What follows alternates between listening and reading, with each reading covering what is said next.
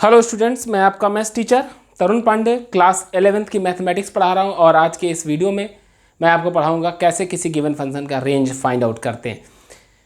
इससे पहले जो मैंने सीरीज़ बनाई थी उसमें मैंने आपको डोमेन निकालना सिखाया था गिवन फंक्शन का, और एक्चुअल में ये स्टूडेंट्स क्लास 11th के बच्चों के लिए वीडियो बना रहा हूँ। तो वैसे तो कि कोई भी फंक्शन उसका डोमेन और रेंज होगा। अब कुछ ऐसे फंक्शन जो अभी आपने पढ़े नहीं, जैसे क्लास 12th में पढ़ेंगे। जैसे कि मैं आपको बताऊं इन्वर्स ट्रिग्नोमेट्रिकल फंक्शन, तो इन्वर्स ट्रिग्नोमेट्रिकल फंक्शन का भी डोमेन और रेंज होगा। तो डोमेन और रेंज आप क्लास 11th में पढ़ते हैं और 12th तक, जब तक आप मैथमेटिक्स पढ़ेंगे तो आपको डोमेन और रेंज पढ़ना है। तो जब हम क्लास 11th में पढ़ रहे हैं तो बेसिक क्वेश्चंस हम डोमेन और रेंज के बताएंगे। जो आपने अभी तक कॉन्सेप्ट पढ़े हैं उस पर बेस्ड जो क्वेश्चन बनते हैं उन्हीं की हम रेंज आपको बताएंगे। और रेंज निकालने का जो एल्गोरिथम है बहुत आसान है। कैसे फाइंड आउट की जाए किसी गिवन फंक्शन का रेंज, तो दोस्तों देखते हैं। मेरे पास कोई फंक्शन है y equal to f of x.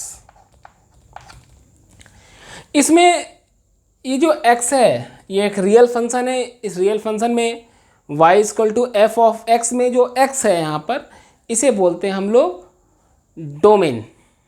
All possible real value of x is called domain, and after putting the value of x we get f of x, and values of f of x, the collection of values of f of x is called range of the function. It means given function में x की जो possible value है जो आप रखेंगे यहाँ पर, और उसको रखने पर जो मुझे fx मिलेगा उन सारी वैल्यूज़ का जो कलेक्शन होगा that's called range of the given function. तो अब कैसे फाइंड आउट करें, तो सबसे पहले क्या करते हैं एल्गोरिथम में इन जनरल हम y is the function of x, आपको पता है, आपको ये गिवन है। आपका सबसे पहला काम होगा इस फंक्शन को x is the function of y में कन्वर्ट करें, यानी x की वैल्यू को y के फॉर्म में लिखना सीखें। x की वैल्यू को जब हम y के फॉर्म में लिख देंगे उसके बाद y x is the function of y हो जाएगा। उसके बाद हम y की पॉसिबल वैल्यूज़ निकालेंगे और उसके बाद हमारे पास रेंज आ जाएगा। लेकिन बस एक इसमें इम्पॉर्टेंट फैक्टर ये है कि जो मेरा डोमेन है वो इंडिपेंडेंट वेरिएबल होता है और range that's called dependent variable. और ये डिपेंड किस पे करता है? डोमेन पर। y की हर एक वैल्यू डिपेंड करती है x की वैल्यू पर। जब आप x की वैल्यू पुट करते हैं तो हमें y की वैल्यू मिलती है। इसका मतलब हमारा जो रेंज है वो डिपेंडेंट है। और जब आप डिपेंड करते हैं किसी पर, जब आप डिपेंडेंट होते हैं तो जिस पर डिपेंड होते हैं उसके बारे में आपको जानकारी 100% होनी चाहिए। एक जनरल बात है, अगर आप किसी पर डिपेंड हैं तो उसके बारे में आपके पास इंफॉर्मेशन होनी चाहिए। तो कुछ बेसिक कंसेप्ट्स हैं जो हम आपसे चर्चा करेंगे, छोटे छोटे लॉजिक्स हैं, और किसी भी चैप्टर का एल्गोरिथम समझने के बाद आप उसकी प्रैक्टिस जितनी ज़्यादा बार करेंगे जितनी ज़्यादा बार प्रैक्टिस करेंगे उतना ही आपका टॉपिक मजबूत होगा। तो दोस्त आइए एक छोटा सा क्वेश्चन उठाते हैं। जैसे मैंने आपसे कहा y equal to x upon x plus 1। अब ये क्वेश्चन है, इसका मुझे रेंज निकालना है। तो दोस्त मैंने आपको बताया कि जब भी किसी गिवन फंक्शन का आपको रेंज निकालना हो तो आप डोमेन के बारे में आपके पास जानकारी होनी चाहिए। तो ये p अपॉन क्यू के फॉर्म में है क्वेश्चन।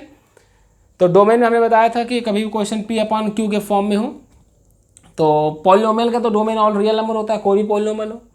तो इसका डोमेन ऑल रियल नंबर, इसका भी डोमेन ऑल रियल नंबर। तो इस पूरे फ्रैक्शन का जो डोमेन है वो ऑल रियल नंबर होगा। But x plus 1 does not equal to 0, x does not equal to -1। क्योंकि कोई भी क्वेश्चन अगर p अपॉन क्यू के फॉर्म में है तो q 0 नहीं होना चाहिए। It means x plus 1 does not equal to 0, it means x does not equal to -1। It means its domain is all real number except -1. It is called domain of this function. Now find out range of this function. अब range निकालने के लिए मैंने बताया कि x की value को y के फॉर्म में कन्वर्ट करेंगे। जरूरी नहीं है, इन जनरल बताया है आपको। कई जगह ऐसा होगा आपको कन्वर्ट ही नहीं करना पड़ेगा, आप डायरेक्ट लिख देंगे, तो प्रैक्टिस जैसे से होगी। अब यहाँ पर y is equal to x upon x plus 1 है, क्रॉस मल्टीप्लाई कर देंगे तो y x plus y is equal to x. अब यहाँ पर ऐसा करिए, y को यहीं रखते हैं, ये हो जाएगा x minus x y, x common ले लेंगे, 1 minus y. Now x equal to y upon 1 minus y. तो ये हो गया बेटा x is the function of y। Students ये x की वैल्यू y के फॉर्म में हो गई। अब ये क्वेश्चन p अपॉन q के फॉर्म में है। अब यहाँ पर आपको y की वैल्यूज फाइंड आउट करनी है। तो आप कहेंगे सर यहाँ पर ये p जो है ये पॉलिनोमियल है y के फॉर्म में, तो इसका डोमेन ऑल रियल नंबर, और ये भी 1 माइनस एक्स पॉलिनोमियल है। मैं ऐसा इसलिए बता रहा हूँ, आपको बताऊँ कि कोई भी क्वेश्चन जैसे मान लीजिए P X upon Q X है, एक फंक्शन है एफ एक्स, वो P X upon Q X है। ये मैं बार बार आपसे क्यों कह रहा हूँ, देखिए पी एक्स का अपना एक अलग डोमेन है, क्यू एक्स का अपना एक अलग डोमेन है, लेकिन कोई फंक्शन अगर P X upon Q X है तो जो P X upon Q X मतलब combined function P X upon Q X जिसको हमने एफ एक्स से रिप्रेजेंट किया है, जो एफ एक्स का डोमेन होगा it is the intersection of P X and Q X, it is the intersection of P X and Q X. लेकिन यहाँ पर क्यू एक्स जीरो नहीं होना चाहिए। अगर यहाँ पी अपॉन क्यू का फॉर्म है तो इसका डोमेन क्या होगा, ऑल रियल नंबर। अब आप कहेंगे सर आप रेंज पढ़ा रहे हैं, मतलब आप ऐसे समझते हैं ये x is the function of y है। अगर ये x is the function of y है तो एक तरीके से अब जब x is the function of y है तो जो वाई की वैल्यू निकाल रहे हैं उसको हम वाई की वैल्यू कह सकते हैं, पॉसिबल वैल्यू कह सकते हैं। तो यहाँ पर जो y की वैल्यू होगी ऑल रियल नंबर, यहाँ भी 1 माइनस वाई, ये एक पॉलिनोमियल है, यहाँ भी y की वैल्यू ऑल रियल नंबर होगी। तो रियल नंबर और रियल नंबर का इंटरसेक्शन रियल नंबर ही होगा, बट एक्चुअल में ये अपॉन में है तो यहाँ पर 1 माइनस वाई जीरो नहीं होगा, तो y की वैल्यू 1 नहीं होगी। इसका मतलब यहाँ से जो आपने y की वैल्यू निकाली all real number except 1, correct है, ऑल रियल नंबर एक्सेप्ट 1, ये आई y की वैल्यू। इन जनरल आप बुक खोल के देखेंगे, कहीं पे सोल्यूशन देखेंगे तो इस टाइप के क्वेश्चन का आंसर यहाँ पर ख़त्म हो जाता है। एक हल्का सा एक छोटा सा एक की पॉइंट है, मैं आपसे डिस्कशन करना चाहता हूँ। उस की पॉइंट की ज़रूरत इस क्वेश्चन में नहीं पड़ेगी, लेकिन आगे अगर आदत में नहीं रहेगा तो आगे जो कॉम्पिटिशन्स में या जो NCERT एग्जाम्पलर में आपको क्वेश्चन मिलेंगे वहाँ पर आपको परेशानी होगी। जैसे मैं आपको बता दूँ कि आपने कहा कि 1 minus y does not equal to zero, आपने कहा y does not equal to 1, तो y does not equal to 1 ये आपने बोला क्वेश्चन को इस फॉर्म में देखते हुए। स्टूडेंट क्वेश्चन का एक्चुअल फॉर्म तो ये है ना, इस क्वेश्चन में कहीं भी आपको ये नज़र नहीं आ रहा है कि 1 माइनस वाई अपॉन में है, तो इसलिए यहाँ पर एक शंका हो जाती है कि y आपने बोला 1 नहीं है, इसको देखते हुए तो y 1 नहीं है, इसको आपको चेक करना पड़ेगा y एक्चुअल 1 है कि नहीं, यहाँ ये शंका हो जाती है। इसको आपको अलग से देखना पड़ेगा कि ऐसा तो नहीं y की वैल्यू 1 मिल रही हो, ऐसा कोई x हो जिसको हमने फंक्शन में पुट किया और y की वैल्यू मिल रही हो। आपने बोला कि 1 माइनस वाई जीरो नहीं है, बहुत आसान सा है। आप सोच रहे होंगे कि सर इसको कॉम्प्लिकेटेड कर रहे हैं, ये सब चीज़ें डिस्कस नहीं हो रही हैं। आप कहीं बुक्स देख लीजिए, ये सब चीज़ें डिस्कस नहीं होती हैं। ये पॉइंट फंसता है बच्चों का।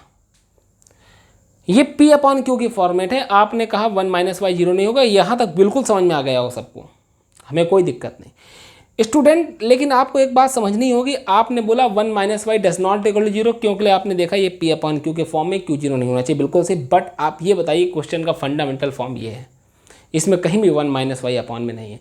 इसका मतलब यहाँ पर एक संशय होता है, एक शक होता है कि ऐसा तो नहीं वाई 1 हो। और वाई की वैल्यू कैसे मिलती है, अच्छा बताइए, वाई की वैल्यू कैसे मिलती है? फंक्शन में जब हम एक्स पुट करते हैं तभी तो वाई मिलता है। इसका मतलब अगर आपके माइंड में ये आ रहा होगा कि अगर y इक्वल टू 1 वाकई में हुआ, आपने कहा y 1 नहीं, लेकिन अगर y 1 हुआ तो उसके लिए कोई ना कोई x की वैल्यू जरूर होगी फंक्शन में, क्योंकि अगर y 1 है तो x की किसी वैल्यू के लिए ही तो y 1 होगा। तो आइए चेक करते हैं सीधे, अगर कहीं भी कन्फ्यूजन हो आपको तो सीधे फंक्शन में y की जगह 1 रख दीजिए और सॉल्व कर लीजिए। अगर उससे कोई x मिल जा रहा है इसका मतलब क्या हुआ, उस x की वैल्यू के लिए y 1 था। आइए इस बात को हम चेक कर लेते हैं। y equal to x upon x plus one मेरा ये ओरिजिनल फंक्शन है, इसमें y इक्वल टू 1 रख के देखते हैं। 1 equal to x upon x plus one, cross multiply करेंगे दोस्त, तो यहाँ कर दे रहे हैं हम x plus one equal to x, cancel हो गया, 1 इक्वल टू 0, नॉट पॉसिबल। मतलब यहाँ पर ये हुआ कि नॉट पॉसिबल का मतलब ये हुआ कि मतलब y जो है 1 रखने पर x मिल नहीं रहा है। इसका मतलब क्या हुआ, y इक्वल टू 1 x किसी वैल्यू के लिए नहीं है। इसका मतलब ये जो आपने लिखा है वो सही है, और ज़्यादातर केसों में सही होता है। इस वजह से इन सब चीज़ों का डिस्कशन नहीं होता और ये बच्चे पॉइंट को इग्नोर करते हैं। लेकिन आपको बताएं जेईई मेंस 2016 और सीबीएसई बोर्ड 2018 में एक ऐसा ही क्वेश्चन आया जिसमें बच्चों ने इग्नोर कर दिया, और वहाँ पर इग्नोर नहीं करना था। अब इग्नोर करना है कि नहीं करना ये पेपर में थोड़ा लिख के आएगा, आपको समझना होगा, आपको अपने स्टेप पर ध्यान रखना पड़ेगा, कॉन्सेप्ट एक कमांड करना पड़ेगा। देखिए कैसे, अभी हम डायरेक्ट उस पर नहीं आएंगे, लेकिन फिर भी एक दो क्वेश्चन हम और कराते हैं। जैसे मेरे पास एक क्वेश्चन है,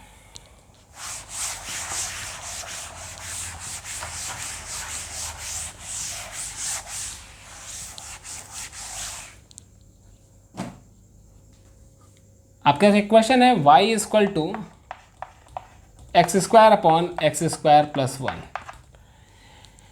इसका डोमेन निकालना है और इसका रेंज निकालना है।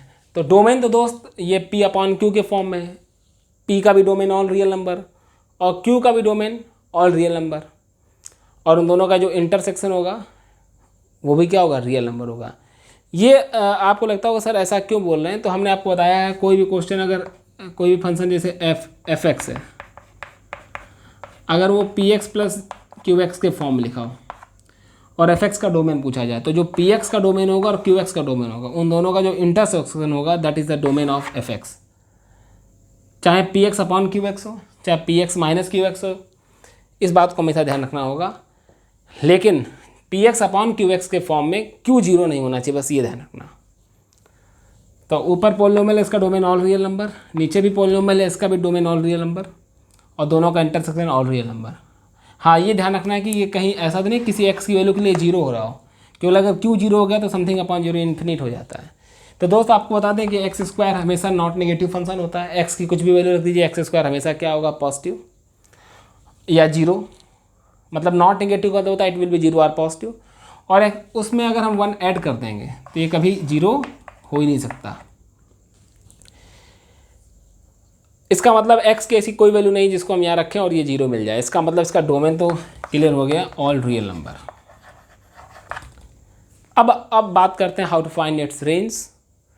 तो स्टूडेंट्स रेंज निकालने के लिए जो फंडा है, इसकी मैं रेंज तुरंत बता सकता हूँ इंस्टेंट, लेकिन अभी वो कॉन्सेप्ट्स आपने नहीं सीखे।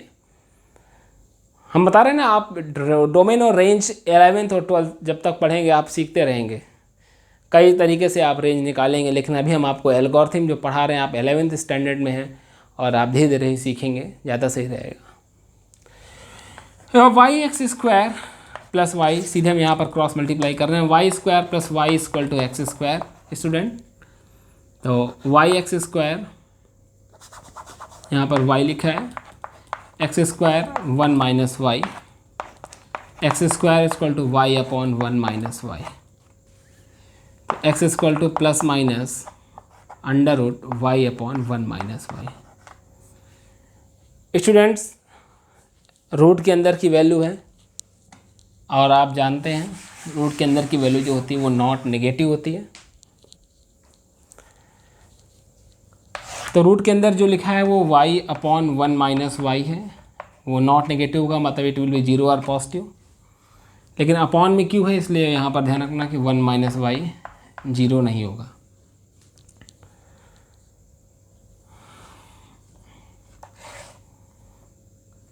अब देखिए क्रिटिकल पॉइंट यहाँ पर साइन स्कीम का कॉन्सेप्ट लगेगा। दोस्त जो आपने साइन स्कीम नहीं पढ़ी है जिन स्टूडेंट्स ने, वो मेरे साइन स्कीम का एक सेपरेट वीडियो है, उसको जाके ज़रूर वॉच कर लें। साइन स्कीम का फंडा होता है कि जैसे ये क्वेश्चन है, ऊपर एक फैक्टर दिखाई दे रहा है वाई और नीचे एक फैक्टर दिखाई दे रहा है 1 माइनस वाई, तो दोनों को जीरो करते हैं। जैसे 1 माइनस वाई को जीरो करेंगे तो y इक्वल टू 1 आएगा, और जब इसको जीरो करेंगे तो जीरो ही आएगा। y की वैल्यू जीरो अगर रखेंगे यहाँ पर, क्रिटिकल पॉइंट इसे बोलते हैं। जो उन बच्चों को नया लग रहा है वो प्लीज़ जाके पहले पढ़ सकते हैं। y इक्वल टू जब जीरो हम यहाँ रखेंगे तो जीरो अपॉन 1 माइनस जीरो आएगा, तो इसका मतलब हम कह सकते हैं कि जीरो यहाँ पर एग्जिस्ट कर रहा है। 1 रखेंगे तो 1 minus 1 zero, something upon zero infinite, इसका मतलब ये 1 एग्जिस्ट नहीं कर रहा। वैसे बताया भी मैंने y की वैल्यू 1 नहीं होगी। अब 1 से बड़ा कोई रियल नंबर देख लेते हैं। 1 से बड़ा कोई रियल नंबर ले लीजिए, 2 ले लीजिए, यहाँ रखेंगे 2 अपॉन 1 माइनस 2 अपॉन 1 माइनस 2 मतलब positive upon negative, it means fraction is negative. It means you can put any value of y which is greater than 1, the fraction y upon 1 minus y is always negative. And by using sign scheme alternate sign चलेगा, यहाँ पर plus हो जाएगा और यहाँ पर minus हो जाएगा। ऑल्टरनेट माइनस के बाद प्लस क्यों होगा, ये कॉन्सेप्ट होता है कि ये क्रिटिकल पॉइंट जहाँ से आता है उसकी पावर अगर ऑड है तो साइन चेंज हो जाता है, प्लस के बाद माइनस, माइनस के बाद प्लस। अब ये पूरा का पूरा जो फ्रैक्शन है वो क्या है, it will be positive or zero, तो पॉजिटिव यहाँ पर आ रहा है, तो आपने कहा y की value close interval 0 to 1 open. Students, ज़्यादातर स्टूडेंट यहाँ पर आंसर लिख के चले जाते हैं और बुक जब देखते हैं तो उनका आंसर ये बिल्कुल सही है। लेकिन मैंने कहा कि आपने बोला कि y की वैल्यू 1 नहीं है, y आपने बोला 1 नहीं है। देखिए यहाँ y ओपन 1 ओपन है। तो स्टूडेंट मैं आपसे एक बात कहना चाहता हूँ कि y 1 नहीं है, ये आपने इसको देख के नहीं कहा, आपने इस बात को देख के कहा कि p अपॉन q के फॉर्म में है, तो यहाँ पर y 1 नहीं होना चाहिए। लेकिन मैं आपसे एक बात कहना चाहता हूँ कि y 1 है कि नहीं, ये आप यहाँ से जस्टिफाई नहीं कर सकते। क्वेश्चन का ओरिजिनल फॉर्मेट ये है, यहाँ पर कहीं भी 1 माइनस वाई अपॉन में नहीं है। तो इसका एक सीधा एग्जाम्पल है, जब भी आपको कोई शक हो तो आप उसको चेक कर लें, टेस्ट कर लें, यही रेंज में इंपॉर्टेंट फैक्टर है। तो हम क्या करते हैं, ये आपको मेंशन ही नहीं होगा बुक्स में जल्दी। तो y इक्वल टू 1 एक बार हम क्या करते हैं, फंक्शन में रख के देख लेते हैं, और अगर y इक्वल टू 1 रखने पर x मिल गया और वो x हमारे डोमेन में हुआ, इसका मतलब क्या हुआ, x की उस वैल्यू के लिए y 1 मिल रहा है, इसका मतलब y इक्वल टू 1 हमारे आंसर में होना चाहिए, उसको हम शामिल करेंगे। जो आपने यहाँ पे हटा दिया है उसको हम शामिल करेंगे अगर हुआ तो। वैसे इस क्वेश्चन में नहीं है, लेकिन फिर भी हम बता दें कैसे वेरीफाई करेंगे। यहाँ पर आप क्वेश्चन है y equal to x square upon 1 plus x square. जब आप y इक्वल टू 1 रखेंगे तो 1 x square upon 1 plus x square, थोड़ा छोटा छोटा लिख रहे हैं, और सॉल्व करेंगे यहाँ पर। तो 1 plus x square equal to x square cut गया, 1 इक्वल टू 0, नॉट पॉसिबल। इसका मतलब ये आंसर आपका करेक्ट है। लेकिन ये आदत में डालिए, आप इसको रफ में नहीं, इसको आप फेयर समझिए, आदत में डालिए। और इस क्वेश्चन का रेंज हमारा ये आया, y belongs to close 0 to 1 open. Students देखिए, इसके आगे हम एक क्वेश्चन और ले रहे हैं। क्वेश्चन है, देखिए जो फॉन्ट आपको छोटे लग रहे हैं उनको आप छोटा मत समझिए, क्योंकि लिए मैं बोल रहा हूँ और आप नोट करिए। तो जब कोई चीज़ बोल रहा हूँ तो आपको छोटे और बड़े से कोई ज़्यादा मतलब नहीं होना चाहिए। अब एक क्वेश्चन हम ले रहे हैं, और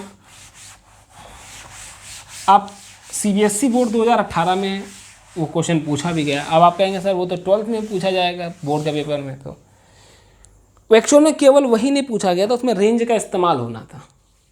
हमने क्या कहा, डोमेन और रेंज जो आप पढ़ रहे हैं ये एक तरीके से बेस है मैथमेटिक्स का, तो इसका यूज़ कहीं भी हो सकता है। लेकिन जिन बच्चों ने क्वेश्चन गलत किया वो इसी वजह से गलत किया जो वजह आपको हमने बताई। मैंने आपसे कहा find its range y equal to x upon 1 plus x square. हालांकि इसकी रेंज जब मैं आपको आगे और मैथमेटिक्स पढ़ाऊंगा, सीक्वेंस सीरीज पढ़ाऊंगा, तो उसमें आप कहेंगे सीक्वेंस सीरीज पढ़ाएंगे तो क्या उसमें हम बताएंगे, जब आपको पढ़ाएंगे उसमें एक कॉन्सेप्ट है एएम जिम का, उसकी हेल्प से हम इसकी रेंज जो एक पेज में बताएंगे वो आपको 1 या 2 लाइन में हो जाएगी, लेकिन अभी डिस्कस करने से कोई फ़ायदा नहीं। इसका डोमेन तो ऑल रियल नंबर होगा, इतनी देर से पढ़ा रहा हूँ डोमेन, इतने सारे लेक्चर्स रखे हमने, तो डोमेन तो आपको समझ में आ रहा होगा, इसका ऑल रियल नंबर है। बट रेंज निकालते हैं कैसे, y plus y x square equal to x, इधर ले आइए, तो ये हो गया x y x square minus x plus y. अब यहाँ पर x के फॉर्म में क्वाड्रेटिक इक्वेशन बन गई, x is the function of y बनाना है ना, तो x के फॉर्म में क्वाड्रेटिक बन गई, तो क्या होगा x equal to minus b plus minus under root b square minus 4ac upon 2 into a, x 1 plus minus under root 1 minus 4y square upon 2y। Student, root के अंदर की जो वैल्यू होती है वो नॉट नेगेटिव होती है, तो आप कहेंगे 1 minus 4y square is greater than or equal to 0। Correct है, यही बोलेंगे, रूट के अंदर की वैल्यू सर नॉट नेगेटिव होती है। यहाँ फैक्टर करेंगे तो 1 minus 2y 1 plus 2y is greater than or equal to 0। अब यहाँ साइन स्कीम लगाएंगे, साइन स्कीम का वीडियो देख लें तभी आपको आएगा समझ में। यहाँ पर क्रिटिकल पॉइंट आएगा यहाँ से हाफ और यहाँ से माइनस हाफ आएगा, दोनों मैंने रिप्रेजेंट कर दिए। दोनों ही क्रिटिकल पॉइंट इस इनइक्वालिटी को सेटिस्फाई कर रहे हैं। जैसे आप -1/2 यहाँ रखें तो -1/2 जब रखेंगे तो 2 कैंसिल हो जाएगा और ये पूरा 0 हो जाएगा फैक्टर। और देखिए हमारा इन दोनों का जो प्रोडक्ट है वो 0 है भी, इसका मतलब ये माइनस हाफ ये भी एग्जिस्ट कर रहा है, और इसको भी चेक कर लीजिए ये भी एग्जिस्ट कर रहा है। ये दोनों क्रिटिकल पॉइंट एग्जिस्ट कर रहे हैं। अब साइन स्कीम पे बहुत ज़्यादा फोकस नहीं करेंगे स्टूडेंट्स, मैं ऑलरेडी पढ़ा चुका हूँ आपको। अब यहाँ पर जब आप हाफ रखेंगे तो 2 से 2 कैंसिल हो जाएगा, तो खैर ये तो बता ही दिया एग्जिस्ट करेंगे। 1/2 से कोई बड़ा रियल नंबर आप रखते हैं, 2 रख लेते हैं, तो 1 प्लस 2 इंटू 2 मतलब 5 पॉजिटिव वैल्यू मिलेगी और यहाँ पर नेगेटिव मिलेगी, और माइनस इंटू प्लस माइनस, इसका मतलब हाफ से कोई बड़ा रियल नंबर आप रखते हैं तो इन दोनों का प्रोडक्ट हमेशा नेगेटिव होगा। और according to rule of sign scheme यहाँ माइनस है तो यहाँ प्लस होगा और यहाँ पर माइनस होगा, और इन दोनों का जो प्रोडक्ट है वो क्या है पॉजिटिव, इसका मतलब आपकी वैल्यू ये होगी। लेकिन यहाँ पर एक ध्यान रखिएगा इंपॉर्टेंट फैक्टर ये कि क्वेश्चन P/Q के फॉर्म में होता है, तो आपको बताना होता है कि y does not equal to 0। कारण क्या है कि Q जो है वो 2y है, मतलब 2y does not equal to 0, it means y does not equal to 0। हम नहीं कह रहे हैं इस क्वेश्चन के फॉर्मेट, मतलब जो आपने x is the function of y बनाया, इस फॉर्मेट को देखते हुए हमने कहा कि Q 0 नहीं होगा, यानी y की वैल्यू 0 नहीं होगी। तो 0 यहाँ पर है तो आपने कहा 0 नहीं होगा, इसका मतलब आपकी वैल्यू ब्रेक हो गई यहाँ पर।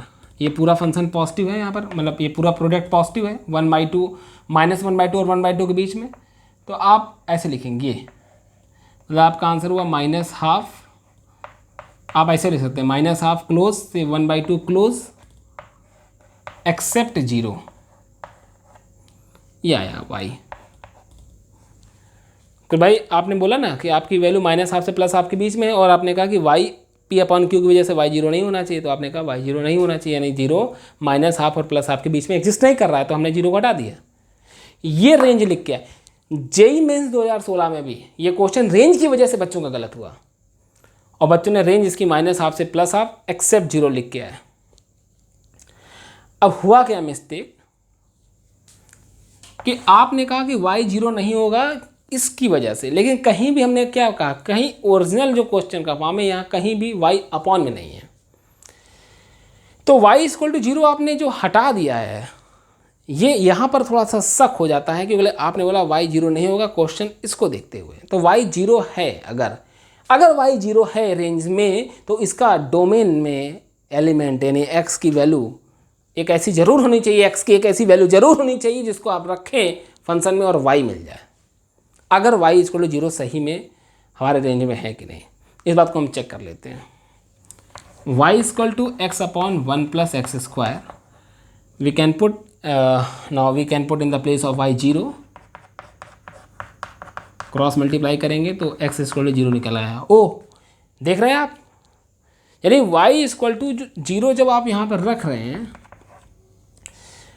तो x 0 मिल रहा है। इसका मतलब x की 0 वैल्यू के लिए y 0 मिल रहा है, यानी y इक्वल टू 0 हमारे रेंज में हुआ ना। इसका मतलब भाई y क्या होता है, रेंज। और y मिलता कैसे, x की वैल्यू को जब पुट करेंगे तो आपको y मिलेगा।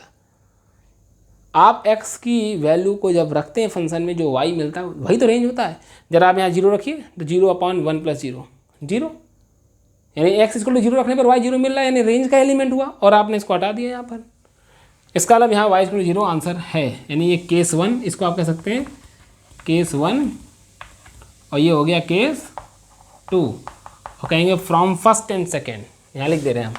बोर्ड छोटा है, आप लोग काम चलाइए। फ्रॉम फर्स्ट एंड सेकेंड, यहाँ पर आपका आंसर हो जाएगा -½ से +½ एक्सेप्ट 0 यूनियन 0।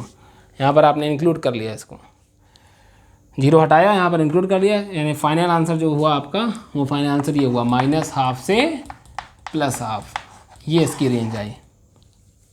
इतना लंबा मैंने प्रोसीजर बताया, एक्चुअल में आपको फंडामेंटली समझाया, लेकिन इसका रेंज -½ से +½ विदिन सेकेंड्स में बता सकता हूँ, लेकिन उसका तरीका दूसरा होगा, वो अभी आपने पढ़ा नहीं है। तो स्टूडेंट इस क्वेश्चन में आपको बड़ा अच्छा लगा होगा कैसे इस क्वेश्चन में आपने रेंज निकाली। तो ठीक है स्टूडेंट्स, चूँकि ये वीडियो हमारा 26 मिनट का हो गया है, चलिए एक क्वेश्चन और हो जाएगा, 30 मिनट का वीडियो होना चाहिए कम से कम। तो एक वीडियो, इस वीडियो में इस क्वेश्चन को डिस्कस कर लेते हैं। आपके एनसीईआरटी का ही है, ये सारे ही क्वेश्चन आपके एनसीईआरटी के हैं, बाहर के नहीं है। आप अपनी बुक एनसीईआरटी और एनसीईआरटी अगर एग्जाम्पलर को पूरा लगा लेते हैं तो समझ लीजिए आप कॉन्सेप्ट तो लगभग आपको आ गया अच्छे से। जैसे मैंने आपसे कहा y equal to √16 - x², famous question.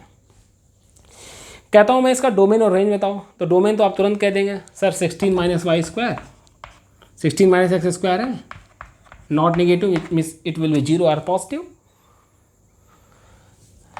Factor 4 - x 4 + x, sign scheme के अकॉर्डिंग यहाँ -4 और +4 दोनों क्रिटिकल पॉइंट हो गए। यहाँ पर 4 रखेंगे तो 4 - 4 0 ये एग्जिस्ट कर रहा है, और -4 रखेंगे तो -4 + 4 0 ये भी एग्जिस्ट कर रहा है। मतलब 4 और -4 दोनों ही हमारे आंसर हैं। 4 से बड़ा एक रियल नंबर ले लेते हैं 5। 5 जब रखेंगे यहाँ पर तो 4 - 5 क्या हो जाएगा, 4 - 5 -1, और 4 + 5 + 9, यानी प्लस इंटू माइनस। इसका इन दोनों का जो प्रोडक्ट है वो नेगेटिव है। और according to rule of sign scheme, यहाँ माइनस है तो यहाँ प्लस होगा, यहाँ प्लस है तो यहाँ माइनस होगा। ऐसा नहीं कि हमेशा ऑल्टरनेट चलता माइनस प्लस माइनस। ये आप साइन स्कीम की वीडियो में देख लीजिएगा, मैंने उसमें एक्सप्लेन किया कब ऑल्टरनेट चलता है कब नहीं। तो इसका जो डोमेन निकल के आया वो आया, इन दोनों का जो प्रोडक्ट है वो पॉजिटिव है, R 0 है, 0 तो यहाँ डार्क कर दिया, और पॉजिटिव का मतलब यहाँ लिखा हुआ है। इसका अलावा आपका जो वैल्यू है वो -4 से +4, यही हमारा डोमेन है। अब जब रेंज की बात करते हैं तो रेंज निकालने के लिए मैंने तरीका आपको बताया है कि x is the version of y होना चाहिए। तो फॉर रेंज